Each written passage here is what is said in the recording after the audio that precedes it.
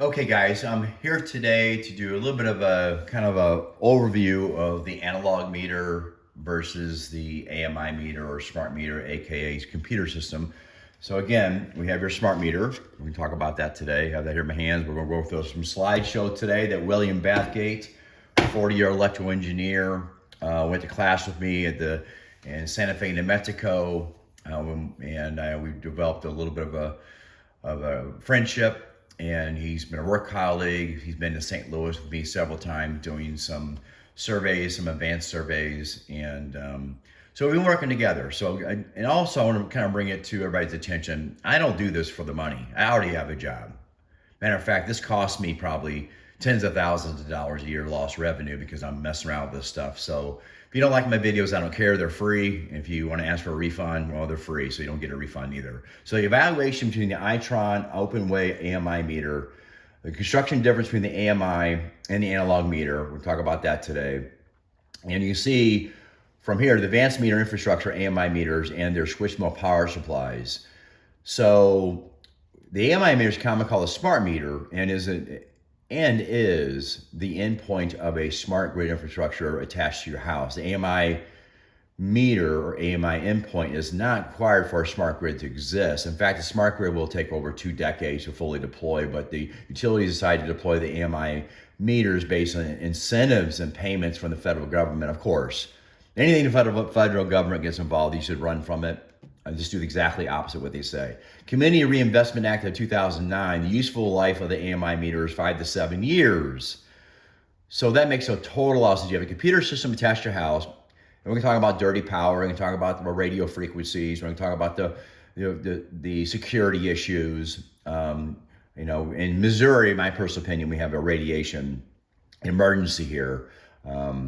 We're a quadrillion times ahead of the natural environment of non-ionized radiation from the Earth and the Sun. So this will take years to be replaced due to the aging of the electronic components. So every 6 to 7 years they have to be replaced, and at the end point, all the costs will be borne by the utilities and recompensated by the consumers in the form of higher rates.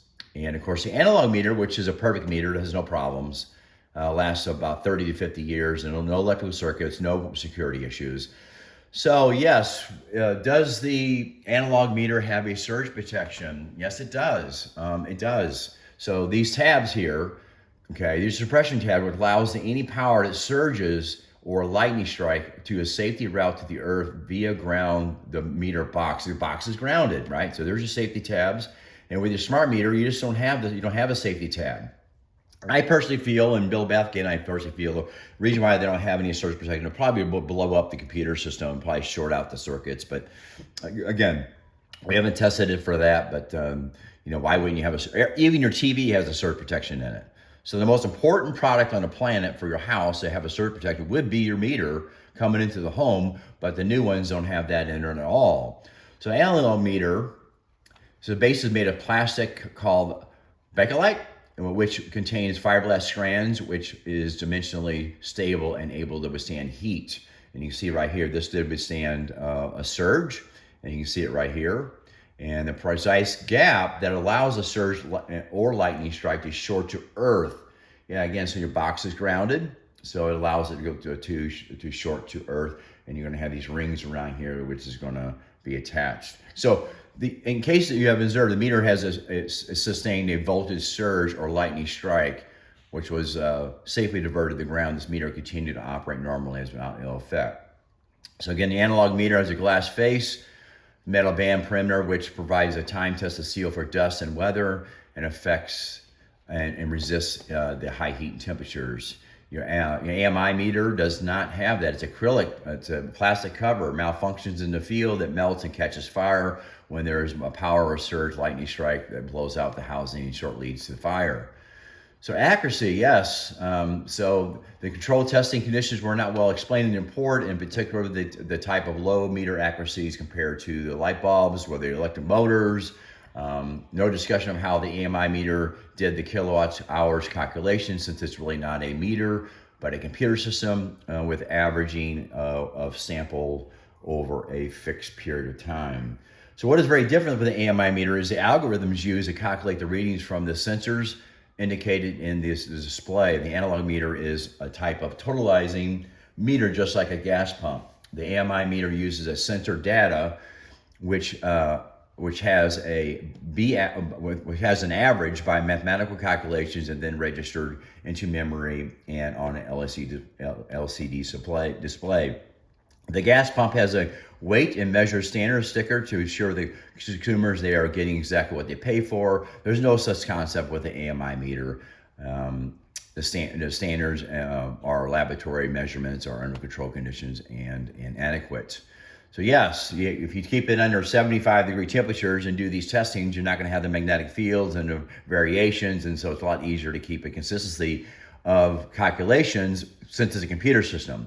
So the AMI, but that's not realistic. That's a very unrealistic situation since fluctuations of temperatures throughout the year.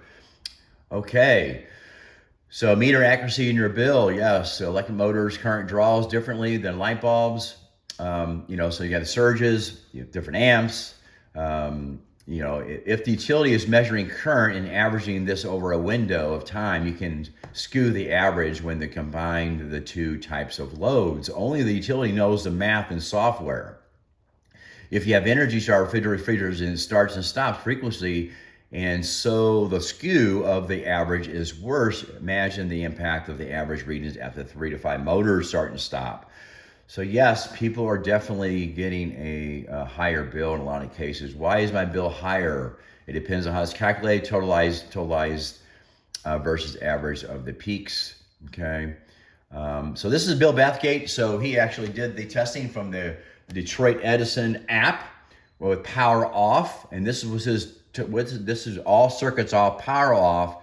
With the app, showed that each day he was being charged kilowatts per hour of usage, even though power's off, and use the app that they actually recommended. So again, we have full-blown surveillance at all times. Environmental issues, yeah, it's not very green at all. It's one of the most toxic products on the planet that I've ever seen. And as a building biologist, we put this in one of our 25 precautionary methods. So one of the things we look at is precautionary methods are precautions, and this does not follow from we feel this is an assault to all biological life, everything. So it's an assault.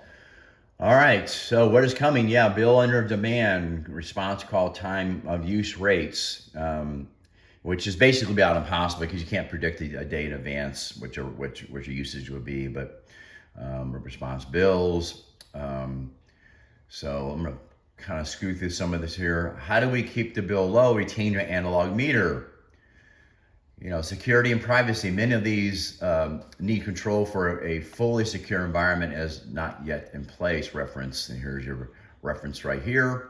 Guidelines for the smart meter cybersecurity. There are millions of access points in the network, including the physical access to back doors of the meter and equipment and networks. Detroit Eddison Energy employees robbed at gunpoint in Detroit's west side. Thief got away with only $2. But what if the thief got a hold of one of these handheld AMI readers?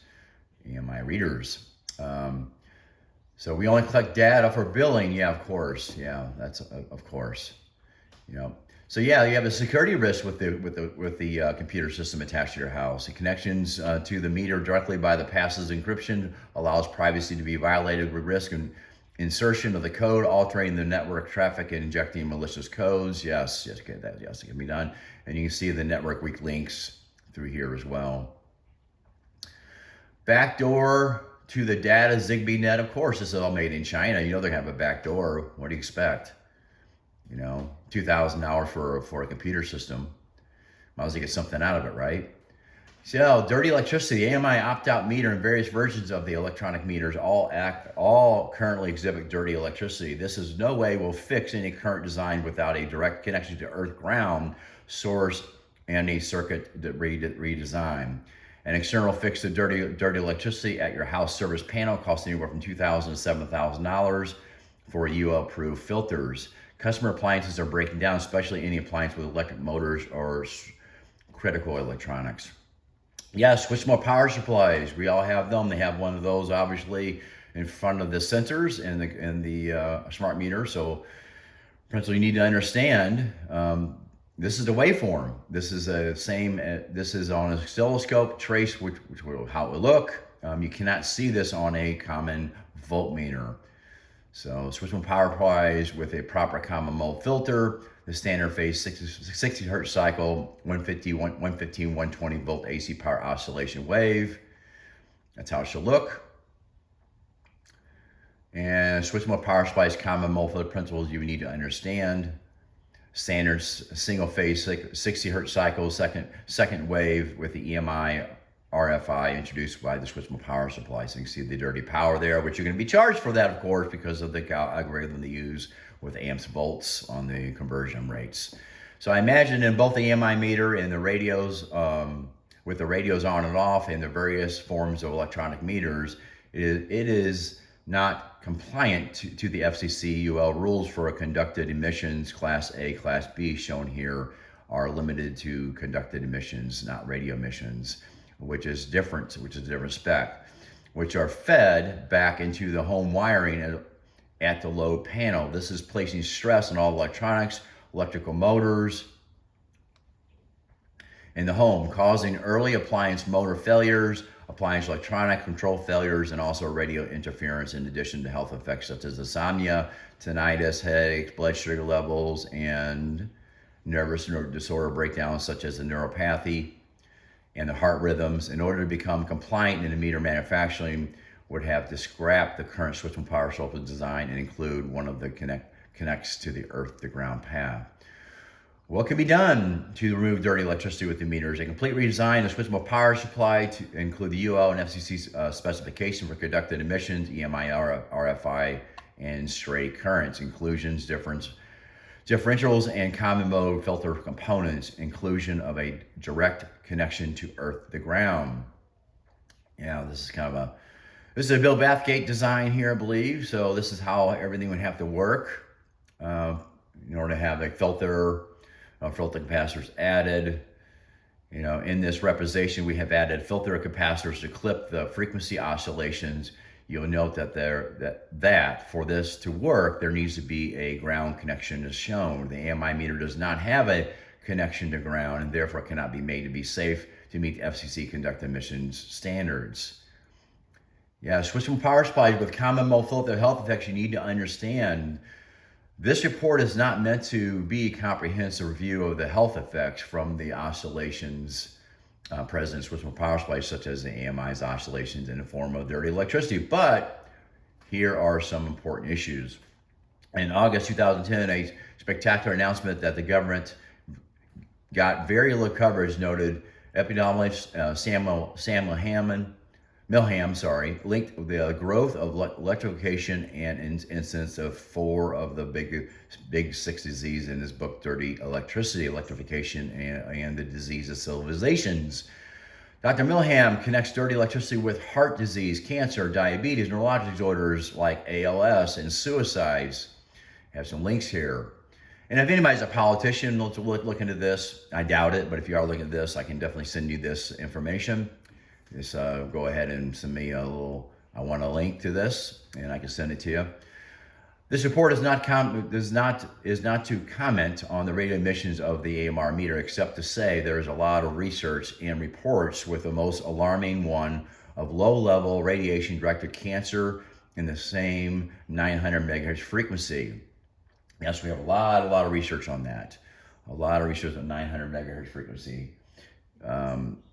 Again, this is something that we should have zero tolerance, but we're being told that these frequencies spike or pulse 4 times a day, but we're finding 2,000 to 10,000 times a day is a pretty average norm. So the difference is the cell phone can be turned off while the AMI meter never goes off, and it is on the home of the street, creating a radio soup environment you cannot get away from. And of course, you have the National Toxicology Report that was found here. I believe that was even funded by the industry.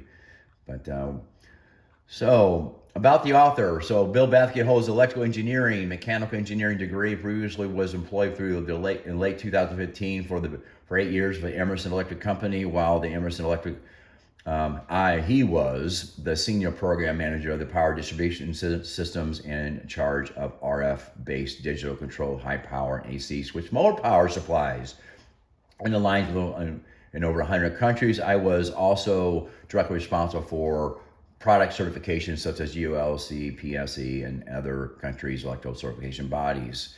I am very familiar with electrical and electronic design of the AMI in use, because I was responsible for the very similar products with the 1 million units installed across the world. So it holds top secret for DOD, with serving cybersecurity. And you can kind of see here, he's been doing this over 40 years. And he actually was my classmate, sat right next to me. So we developed a friendship, and he's helped me out quite a bit. So again, I do this for free, pretty much. I'm like a volunteer firefighter. So if you don't like my video, I apologize, they're free. So again, overall observations of the Itron meter. After a hard look at the design and construction of the Itron meter, there are the following observations. The biggest weakness is the power disconnect. It suffers from a small surface area for the disconnect contact and would be prone to excess heating, and likely results in the contact pitting and carbon deposits that are not readily visible for the customer. And there is not a sensory circuit that could detect it and report it to the consumers or the utility. The design would be prone to creating unpredicted fires. Second weakness is that it's caused thousands of people to be ill. The lack of common mode and differential filtering of the switchable power supply oscillations being injected into the meter. And as Bill says here, it could have been fixed for about $2 or $1.50. The power required to run the AMI meter by the homeowner, this was never disclosed to the public, that there will be a bill, that the bill will go up over $115 per year just to power the meters. Also, the added load of generating the capacity that was never used in the justification for the investment required for the deployment of AMI. This gives a false impression of the AMI program, reducing energy consumption. I do not save any money of energy. The current analog meter does not cost the consumer or utility any energy to power it.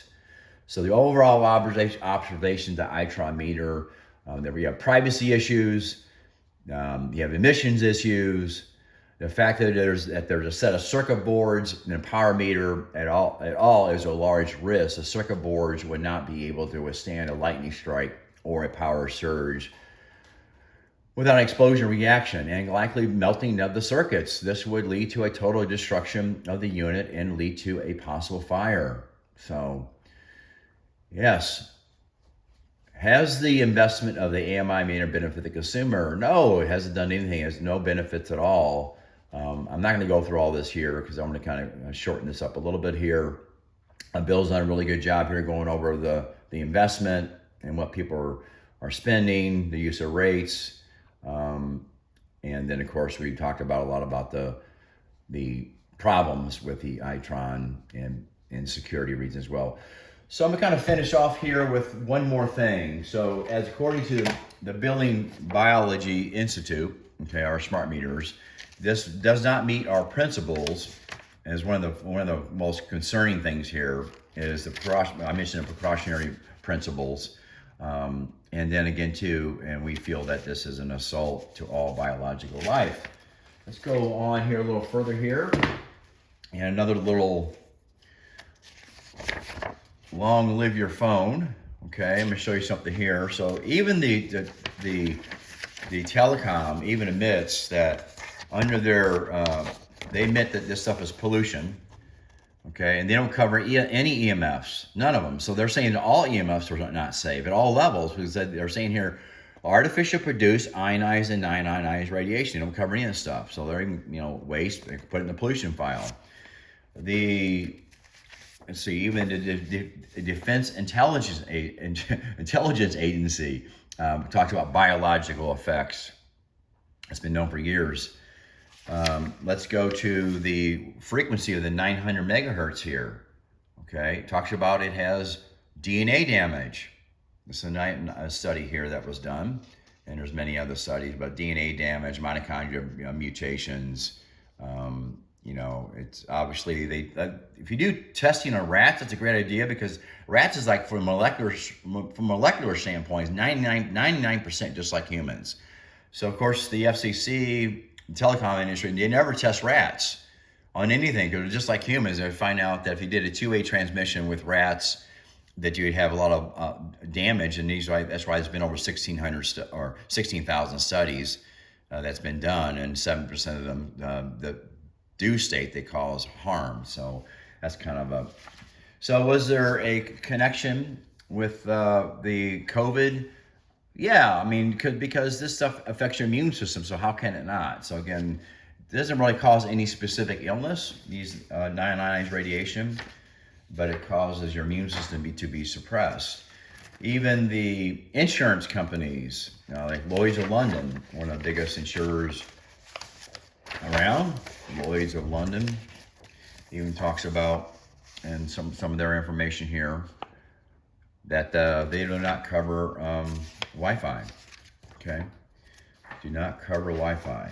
So one of my favorite ones here is biological effects. And I believe this is from the U.S. Army, and it even says here